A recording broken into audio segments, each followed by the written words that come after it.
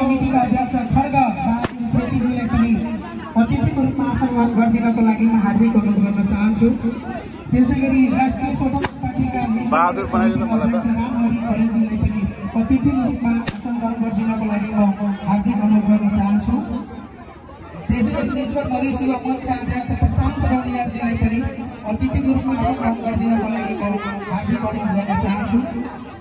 त्यसैगरी नेत्र इलाका प्रहरी कार्यालयका प्रहरी निरीक्षक जीवन लामिछानेजीले पनि अतिथिको रूपमा मञ्चमा आएर आसन ग्रहण गरिदिनको लागि हार्दिक अनुरोध गर्न चाहन्छु।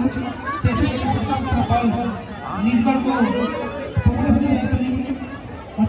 यो चप्पल लाउनु जुत्ता लाउनु नहुने क्या हो? जुत्ता लाएर हिँड्नु नहुने हुन्छ नि।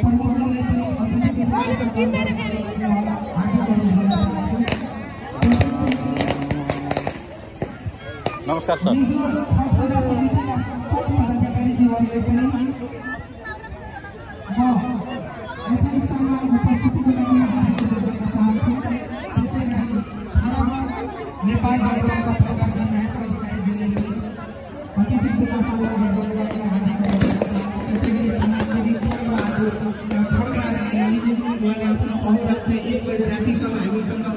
उहाँले सहयोग गर्नुभएको थियो।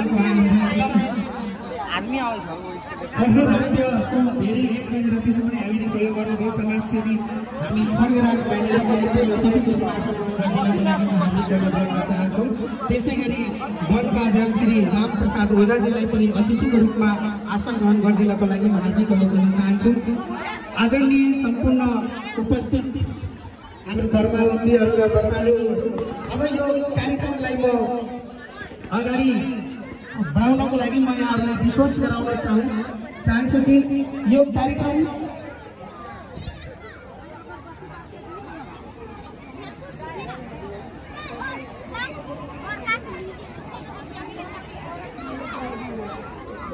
नेपाली कांग्रेसका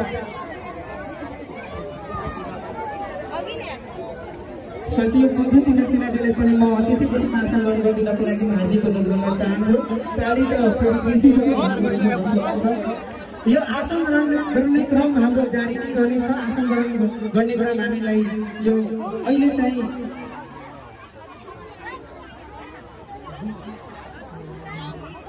उमेश घलानजीलाई पनि म पत्रकार उमेश घलानजीलाई पनि आसन ग्रहण गर्ने क्रम जारी नै रहन्छ। यस कार्यक्रमले म यही आदि राखेँ। अबको कार्यक्रममा म सम्मान कार्यक्रम लैजाउन चाहन्छु र सम्मान कार्यक्रममा व्यासप्रति हाम्रो छठीमाईको आएर हाम्रो अतिथि र हामी निगम गरेका सम्पूर्ण प्रमुख अतिथि, विशिष्ट अतिथि र अतिथिहरूलाई यो खाजालाई आएर गौछ ओढाएर सम्मान गरिदिनको लागि म यस कार्यक्रममा उपस्थित भएका काजल शर्मा र जयन्ती अधिकारीलाई हाम्रो अतिथिहरूलाई ब्याज तथा यो ब्याज तथा यो गुल्छ वितरण गरिदिनको लागि म हार्दिक अनुरोध गर्न चाहन्छु।